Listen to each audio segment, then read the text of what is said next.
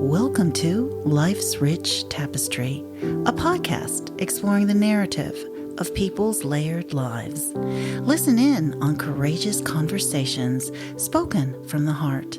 Gain insight into another's life as we tackle compelling topics which will expand your mind, help you gain perspective, and might even inspire you to do things differently. My name is Evelyn, and I look forward to your company.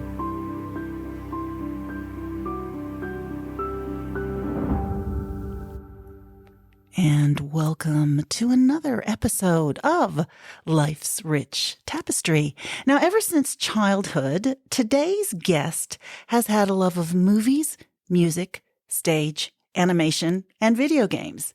But it wasn't until early 2009 that he realized that he had a talent and strong passion for voice acting. He's worked on projects ranging from video games, animation, radio commercials, and his own radio program. His specialty and true passion is character voices in animation and games. I've known David for over 10 years, and I'm so happy to have him here with me today. So welcome to the show, David. Thank you, Evelyn. It's an absolute delight to be here. Yeah, I love it. I love that you're here. I want to start from the very beginning. You said that you didn't realize till 2009 that you had a talent, but I've got to just conjecture because you have an amazing voice. You can't deny that. So it must have been before then that you noticed that you had something with your voice. Well, actually, that's an unusual tale because ever since I was a kid, I always wanted to be an actor, but I always loved stage and I always loved screen. But like you said, it wasn't until 2009 when I realized that voice acting was something that I was really keen on. But as for the voice in general, it was weird because it was actually a shock to everyone around me when it just happened. Because before I hit 15, I kind of sounded like an Australian Shaggy. Oh, really? like Scoob, how you doing?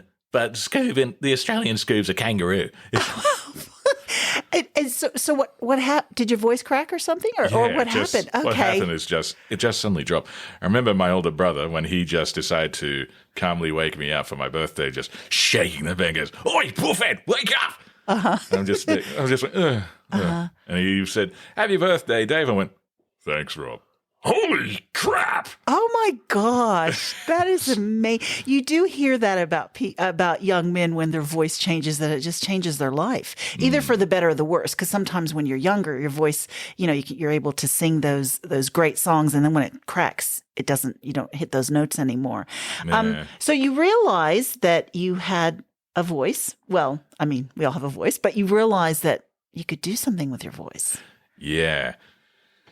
Well, like I said, I was always huge on stage acting. I mean, I love some musicals. They're good musicals. Yeah. Like Les Miserables, Sweeney Todd, Sound of Music, and anything done by Disney for the most part back then. I mean, anything from the Disney Renaissance, Little Mermaid, Lion King, Beauty and the Beast especially, and Hunchback of Notre Dame. Wow. But yeah, I just love those songs. And I was a big fan, still am a big fan of Philip Quast. Oh, wow. Okay.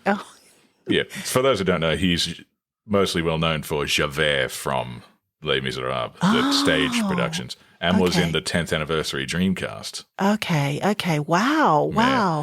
And I looked up to a lot of his work.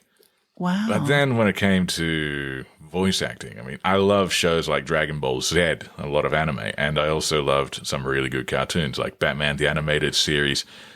One of the biggest shocks for me, actually, was learning who some of those voices were. I mean, Kevin Conroy was a trained Shakespearean actor who, before Batman, was in a lot of TV shows.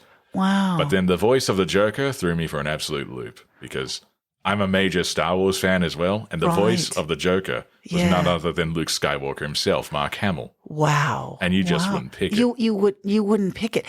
I think that's what I like about voice actors. You don't know who they are. They could be anybody that you're walking by in a grocery store because it's all about your voice. So what sort of exercises do you do to get that voice in tip-top shape? Well, thankfully, one thing that always works is good old singing exercises. Okay. I've been learning how to sing as well ever since I was in high school, back when I had a magnificent mane of hair. Oh, okay. Damn genetics. That's all right. But so actually, for the listeners, because I'm interested as well, what sort of exercises do you do to warm up your voice? I mean, is that something you could sort of give to us right now, or? Well, there's good old scales and arpeggios. Like, oh, but then doing some jazz scat as well, which is a great exercise. Yeah. Anything that gets your voice from a high to a low. But then when it actually comes to voices in general, okay, this is something which I'm actually careful with advising people to do, because impressions, or at least trying to do impressions, is actually a great exercise, but not necessarily always the greatest career choice, because even the great impressionists still do their own character work.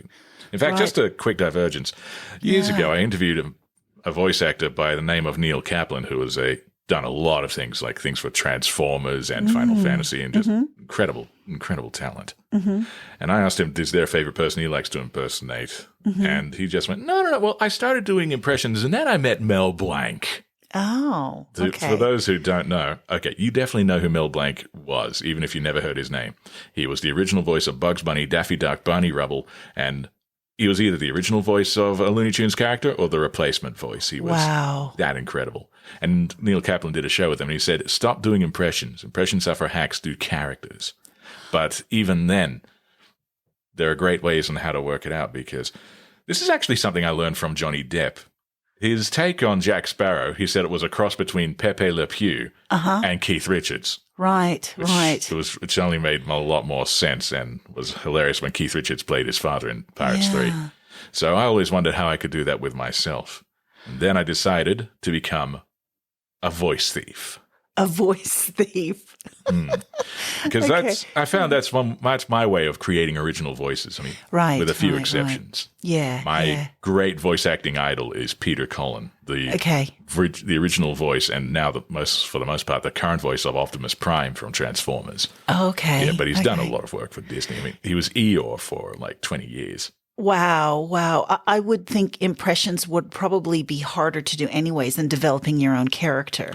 Yeah. But I do think having a skill to be able to go from one voice to another is beneficial, not even if you're just a voice actor, even if you're just a speaker and trying to create another character, like when you're delivering a story. Oh, absolutely. So I think those are great sort of exercises to learn, like what you were just sharing with the arpeggios and then So let's dive into this a little bit more, because I also read in your bio that you're a voice director. So what is a voice director? Now, a voice director, well, they specifically work with the actors. Okay. So it's basically directing, but unlike where the overall director, where they have to get the right shot and the right look, voice directors just specifically work with voice actors, and you have to bring out the right performance with them. And it can be a challenge because everyone's different. There are some people out there I know of who just don't need direction at all. They just need different ideas. You just say, this is the layout, just go for broke. And then you always ask, at least one tactic which I do is always ask them, how did that feel? Right. Whenever they do a take. You know what I find interesting, because I my son loves to watch lots of movies, and we see certain people from other countries, like Irish people or British people, and they seem to be able to deliver a fabulous American accent. But I've never really seen an American actor who's delivered a fabulous British accent. Do you think there's something, I don't know if you can answer this or not, it's something to do with our English, because American English is different than British English. And I think there's got to be something different there. Well, there is part of that. The other part is the accent is the general American accent, because it's the most understood accent overall. Because I can tell you this before I even got into acting. And my first experience when I was talking to someone from Texas back in the good old MSN days. Well, that's going back. Okay, yeah. And I was talking to her, and I can't remember the exact context of what we were talking about, but I just remember saying, that's just something you just can't do. You can't. And then she just jolted and said, what did you just call me? And I just went, and I just thought, no, can't. We say can't down here. I went, can't. Okay. Yeah. Because that's the thing. Like the movie Australia, for example, they actually had to put subtitles in American audiences because our accents are that foreign to them. I mean, they love listening to us even when they can't understand us. Right. To which I say, have you listened to Scottish people? No, I know Scottish people. But yeah, that's it. But I've known a lot of Americans actually can do British accents. They just don't get much of an opportunity to do so. In fact, they tend to actually get people who are native with that accent first. I mean, if you can do the accent, great. I mean, I'm versed in 5 at least competently, but others which I can do decent enough. I mean, good old Russian. There's no way I could say no to Russian because why not? Oh my goodness! And what other ones can you do? What other? Well, there's good old Ireland, which I can't remember which part this is from, but that's just the way it goes with if you're from Ireland. Because 300 years ago, we discovered civilization, then had a couple of Guinness and forgot where we fucking put it. Oh, that's fantastic. Okay, sorry, you've got to give us some more countries. Go ahead.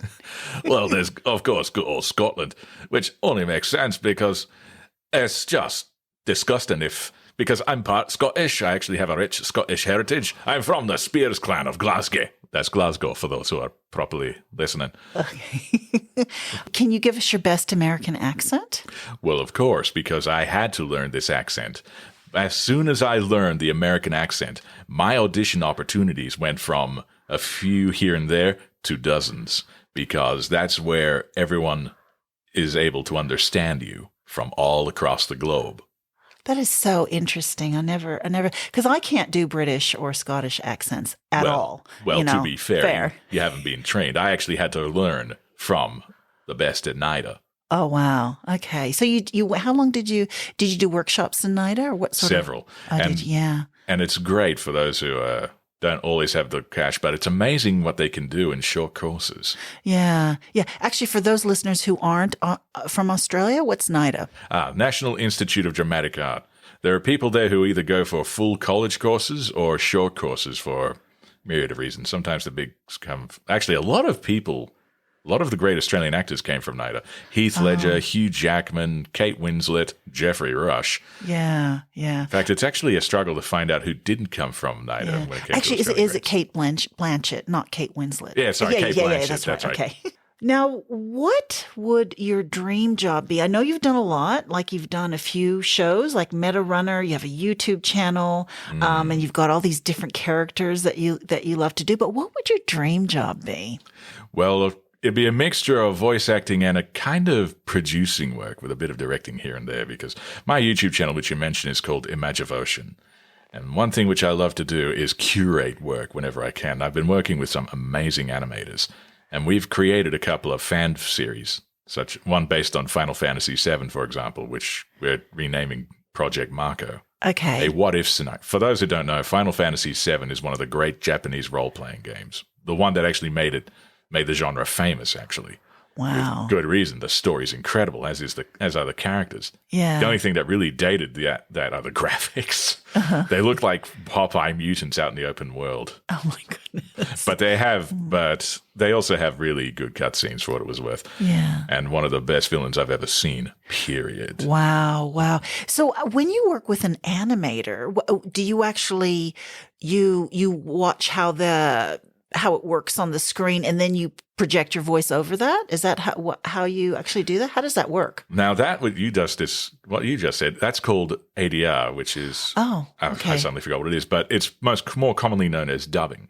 Oh, okay. Sorry. Okay. Because dubbing, yeah. What I usually do though is prelay. That means I do the voice work and then they animate over me. Oh my goodness. Okay. That's actually, technically speaking, that's how it always starts, because when you see Japanese animations, anime, they actually do the voice first, the Japanese voices, then they animate over them. Then we, English folk, have to then dub over them. And it works the other way around.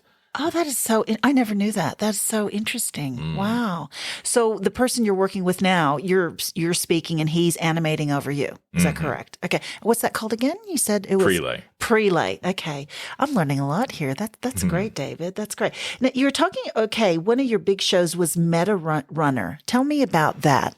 Now that one was one of the best opportunities I ever got.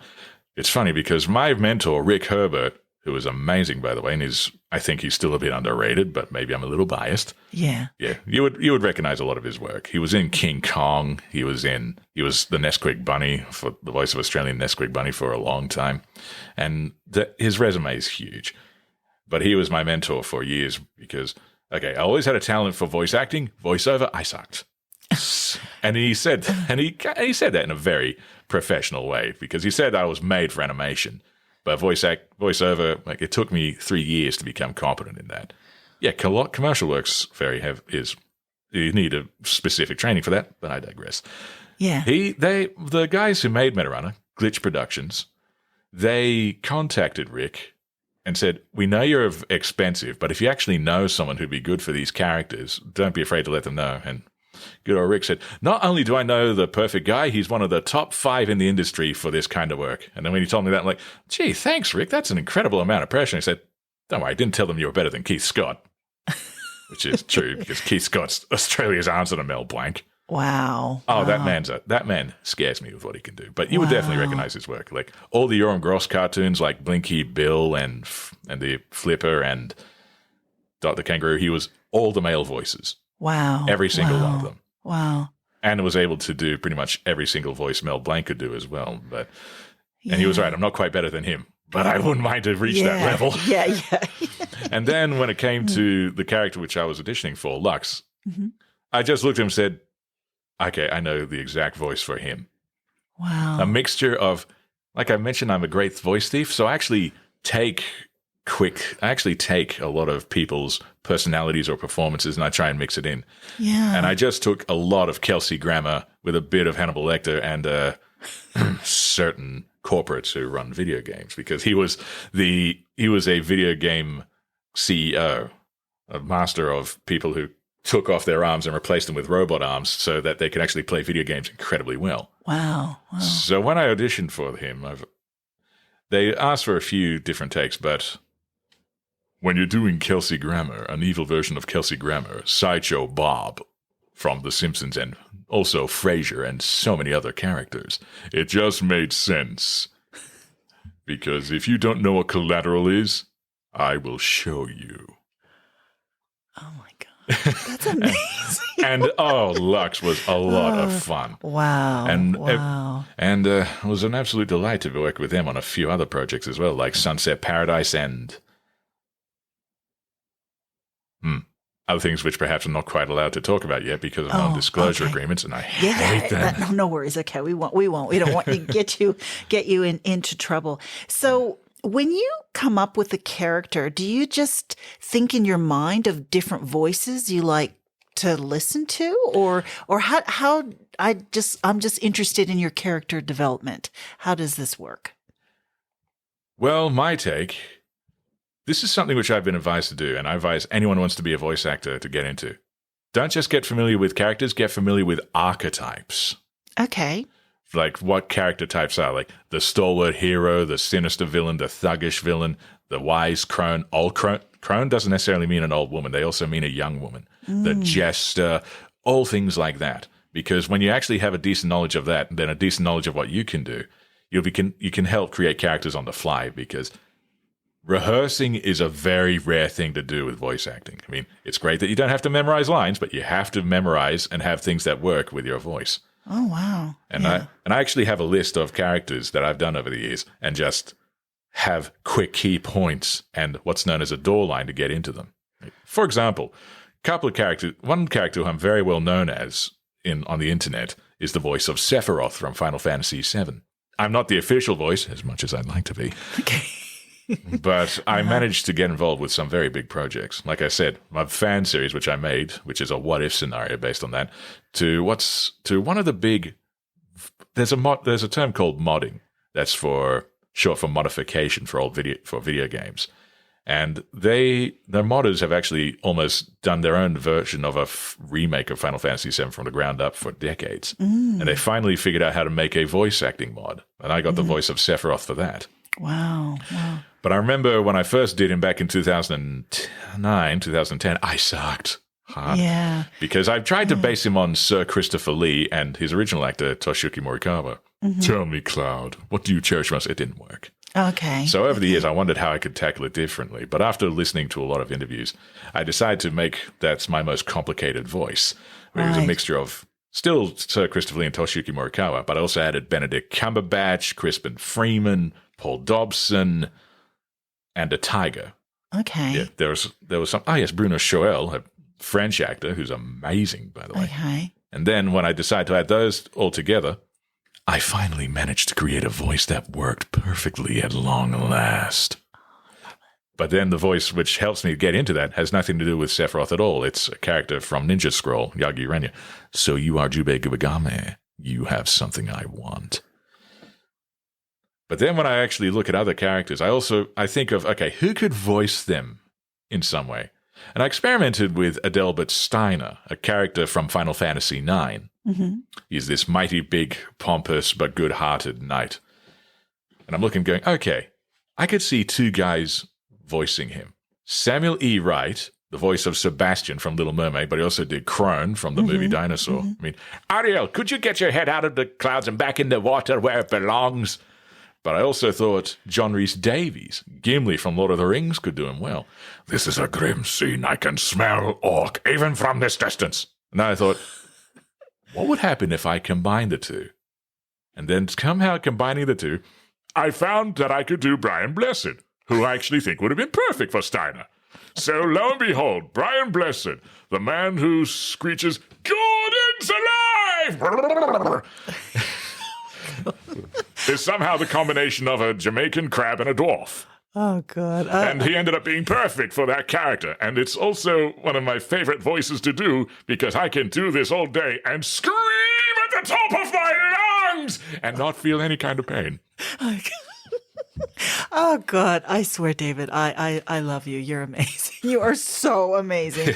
Oh, my goodness. Yes, but funny enough, my very first pro gig was for a video game called Sword of Acronox. Uh-huh. And I got into that just simply because I knew a voice actress by the name of Amber Lee Connors. Okay. Who's too busy to talk with anyone because she's that much of a workaholic. Yeah. Amber, if you're ever listening to this, take a vacation. But she's very good at what she does and deserved all the success. Yeah. But aside from that, this guy who asked me, the guy who made Malevolence of Equinox, Alex was his name, lovely man, he asked me if I could do Optimus Prime. Yeah. And there I'm going, oh, my childhood hero, okay. Yeah. And instantly, this is the one time where I'm like, okay, no original voice here. I just have to copy my man. Before time began, there was the cube. Autobots, transform and roll out. And I was actually stunned at myself. He went, that's amazing. Now make him Irish. Oh, my God. And so began the tale of Irishmas Prime, where he'll kick your arse and then sing about it afterwards. And that was how I became one of the 4 hero choices for that game. And oh man, was it a blast! I also managed to become a lizard monster for that one as well.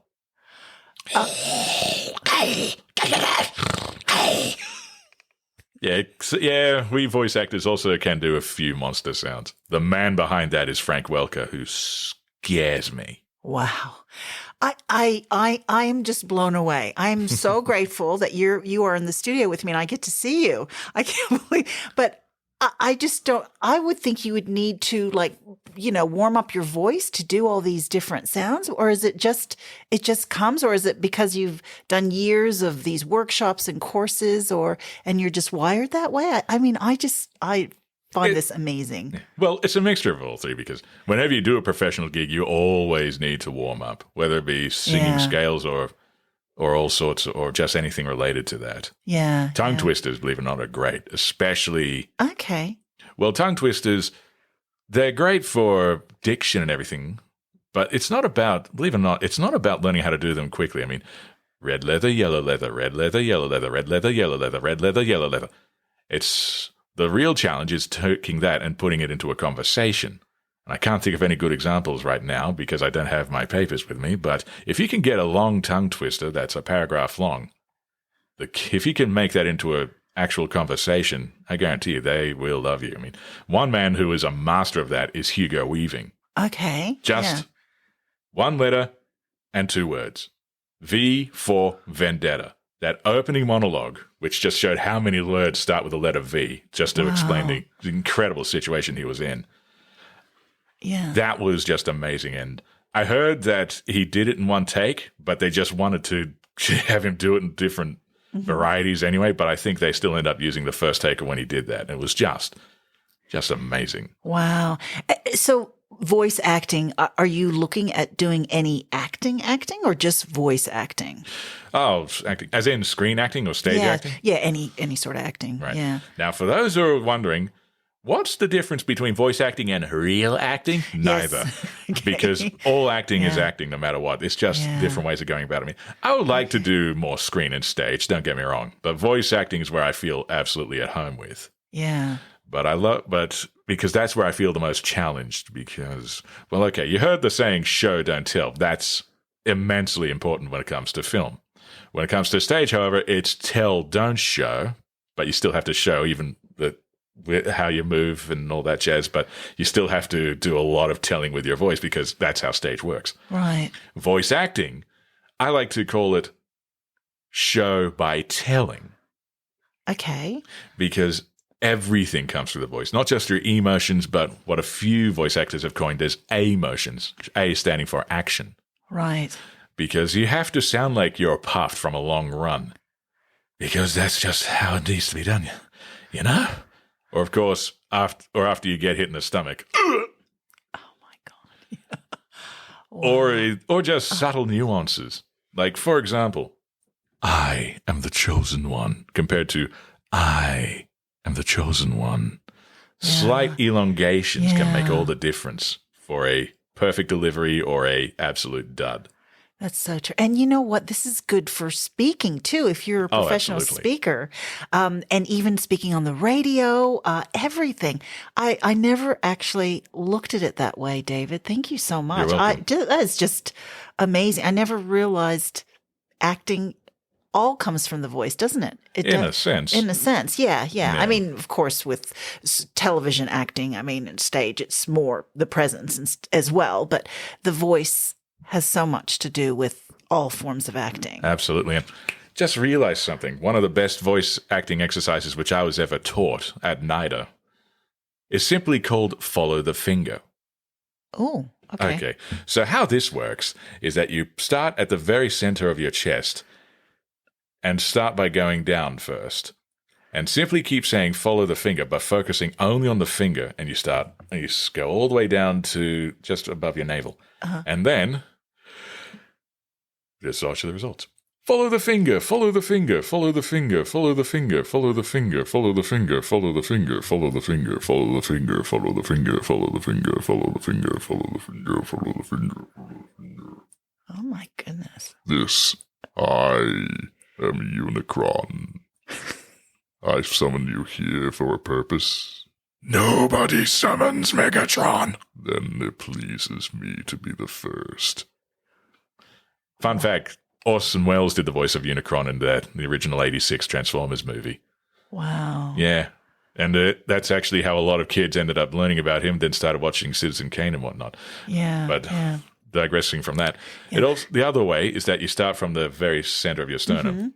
Then go up around your neck, along to the side of your head, along your temples, and hitting the absolute crown of your head. So follow the finger, follow the finger, follow the finger, follow the finger, follow the finger, follow the finger, follow the finger, follow the finger, follow the finger, follow the finger, follow the finger, follow the finger, follow the finger, follow the finger, follow the finger, follow the finger. Oh, Mickey Mouse, have you ever reached puberty? And get this, that's the basic version of that. Wow. Because strictly speaking, the voice, while it comes through the larynx and whatnot, it actually comes from different parts of the body. I mean, if you're talking full-on Australian, we're very nasal speakers, whereas you Americans, you're very from the heart, very heartfelt, and you really love to be heard and really love to be passionate about whatever you do. Yeah. And British, well, a bit similar as well, but they also have a little bit at the back of the mouth as well. Wow. And the Japanese are very guttural speakers. It's actually where Ian McDiarmid found out how he could do the Emperor's voice from Return of the Jedi and onward. Rise, my friend. It's very guttural. But then the intermediate version of Follow the Finger is starting at the center of is actually starting right here at your rib cage. And then going around to the front and then going around pointing it on the back just above the middle of the spine. So follow the finger, follow the finger, follow the finger, follow the finger, follow the finger, follow the finger, follow the finger, follow the finger, follow the finger, follow the finger. Wow. Yes, there are differences. Like one was a little bit more restrained and the other was a little bit more open. Yeah. One that was kind of a mix. The throat, however, for some people is where the absolute difference can be shown. Like center of the throat, follow to the back, follow the finger, follow the finger, follow the finger, follow the finger, follow the finger. And now watch this when I take it to the front. Follow the finger, follow the finger, follow the finger. That is amazing. That is amazing. So this is how Christian Bale did it, or at least that's how I figure it. I'm Batman, apparently. That is, sorry, I hope this isn't a NIDA secret, or this is just something that we can share on air. It can be shared. Okay, great. And here's the thing as well. You still need a NIDA coach to actually show you how it's done anyway. Yeah, exactly. Trust me. It may sound like it's easy, but it's not. Because when I first started doing Follow the Finger, when I first did it, I was down here with my stomach. And they said they would give me exercises as well to relax the larynx and whatnot, but it's just a great way to start off with. Wow. And then this is the advanced version of Follow the Finger, where you combine two different areas. Okay. Like with the front of the chest, with the front of the throat. That is how I discovered I could do Optimus Prime.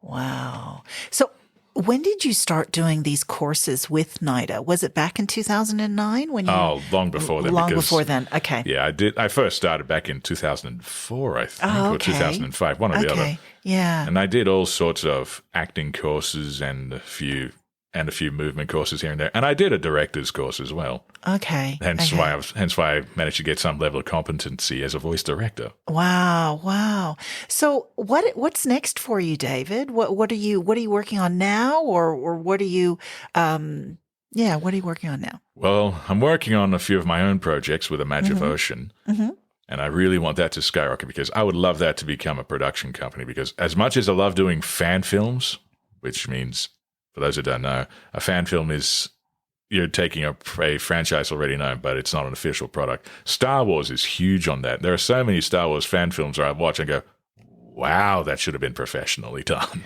Yeah. But then I also would love to do more of my own original things. And I have a few ideas of that one, which all I can say is subscribe to the Patreon if you want to learn more about that, because that's a little bit of a guarded secret. Okay.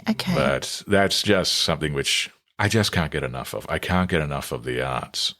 Yeah. Well, I've known you for 10 years, and I've known you've always been so passionate about voice acting and voice. And you just, I just love hearing you doing your different characters. They're absolutely amazing. Now, what I'm going to do is I'm going to put all this information in the show notes. And then, so if you want to get in contact with you, David, what's the best way? I'll actually put that in the show notes, but would an email be the best way, or how? Oh, my website, davidjgdoyle.com would be the best way to do that, because I have a contact form there. Yeah. Okay. And I always get that one. Okay. And do you collaborate with people, or how does that work? I collaborate with a variety of people Yeah. from all sorts, from YouTube and occasionally from the bigger and occasionally from independent companies. Yeah. Now, for those who are also wondering, I'm freelance, meaning that I'm not part of an agency or whatnot, at least not yet. It's a little bit difficult to get into these days, mainly because they're full. Right. Not because they. It was actually a little bit annoying when they say, "You're fantastic, but we have no room for you. Sorry." May have changed in recent days because of a few things going on in the world. Yeah. But the key is to never keep trying. But at the same time, don't ever stop if you can't get into it, because there's a lot of independent freelance work out there. Right. So when you say freelance, do most voice actors go through an agent? Is that how that works? Especially in America. Because when you look at the big things like Final Fantasy or Assassin's Creed, rarely, if ever, have they ever gone from someone just freelance. Some of them have come from freelance, like Troy Baker, for example. That man scares me with what he can do. He's an incredible talent. And people ask me, what has he been in? I just say, oh, he's been in everything. He's been in Avengers. He's been in video game versions of Avengers as well as animation to do with Avengers. He's been in Last of Us. He was the lead in that. He was in Final Fantasy. He was in... I think the only thing he hasn't been in is Legend of Zelda. Oh, okay. But yeah, that's a rarity because that man is everywhere. Same with another actor by the name of Nolan North. Okay. But before Troy started, I believe he did have some sort of representation, but then he became really damn big. Okay. To the point where he's one of the most sought after voice actors in the industry. Wow. So you are just full of knowledge and an encyclopedia on how do you find out who does, I guess you look at the credits. Is that what you do to find the... Well, yeah. Well, of course, IMDb is a great one, but there's actually a site specific for it where they're constantly updating called Behind the Voice Actors, aptly named. And even then, there are some surprises because they show not only the characters they've done, but also some of the creatures they've done. Oh, okay. And Frank Welker he's regarded now as the voice god of Hollywood. Okay. And with good reason. Like, he was the original voice of Shaggy Rogers, and still is for the most part. Uh-huh. From Scooby-Doo, but he was also the original voice of Megatron. Yeah. He ended up coming back for the role later on in Transformers Prime and a couple onwards. But his character range is incredible. But what also sets him apart is that he does incredible creature sounds. Like some of the roars in The Lion King, that was a mixture of tigers and him. Oh, wow. And the dog barks in some movies was also him as well. Like in The Grinch, for example. Some dog barks actually came from the dog, Max, or the real dog's real name was Kelly. Yeah. And sometimes it was Frank Welker doing dog barks when he was actually communicating with Jim Carrey. Oh, my goodness. Wow. And he's also done a few creature sounds and also the voice of Dr. Claw.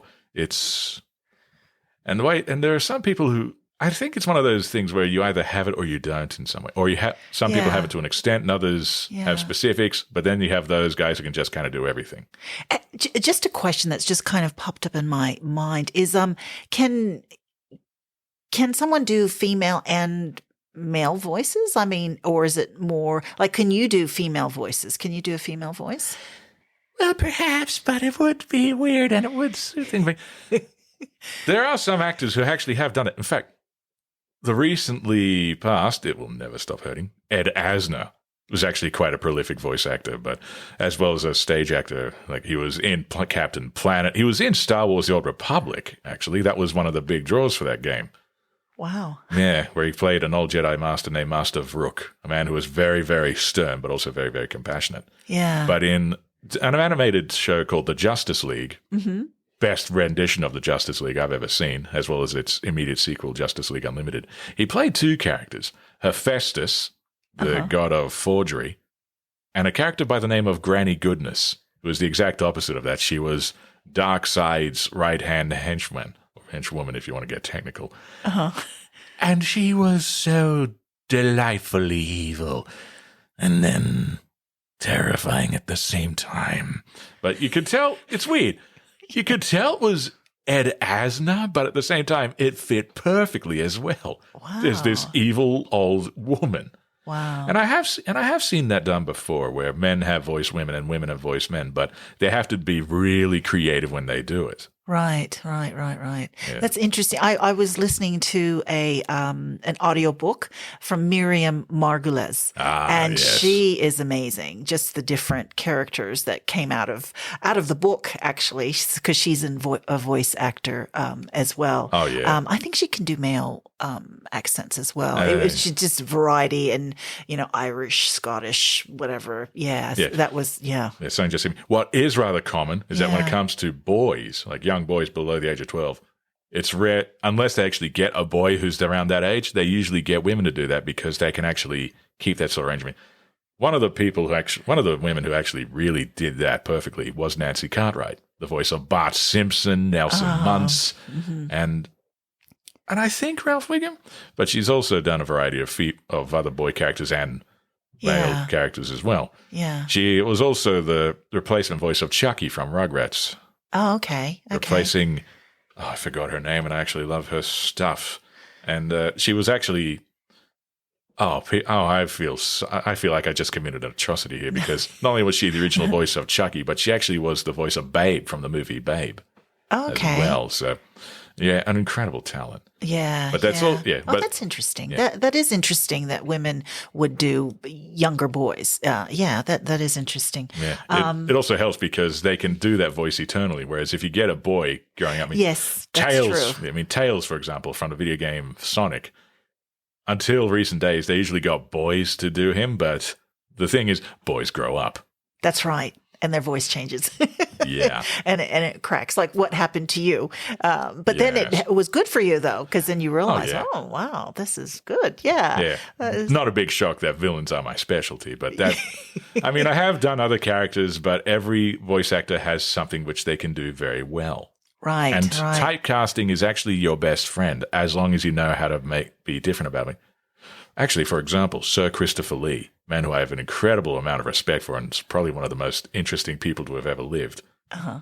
He said that he always loves voice acting because he finds it to be a great challenge. But when it came to villains, which he was frequently cast as, he's never played the same villain twice. I mean, you could tell a huge difference between his Dracula, his Count Dooku / Darth Tyrannus, and especially Saruman.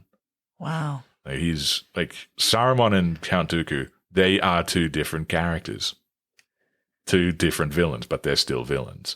Yeah. So that would be, is that your genre then? You think you do have that villainy voice. Oh, yeah. I mean, Yeah. Of course I can do the wise old man, like Optimus Prime. And then the good-hearted but bumbling hero, like Delbert Steiner, even though he hasn't been officially voiced, hire me square! But villainy is definitely my specialty. Yeah, it's so good. I love it. I love it so much. I could talk to you forever, David. But I'm going to put all the show notes in. So if anybody wants to get in contact with you, they'll be able to get in contact with you. It's been an absolute pleasure. I've just put this soundbite. I'm going to do this for you, David. Thank you very much. Yes, it's been an absolute pleasure. And I'm going to have you back on the show because I'd like you to tell me what else is going on. Oh, for sure. Like whenever you get your whatever next gig or whatever is going to be happen. But thanks again, David. It's been an absolute pleasure. Wonderful. Thank you very much. Thank you so much for your company. Please tune in next week to Life's Rich Tapestry, where you will hear another courageous conversation spoken from the heart.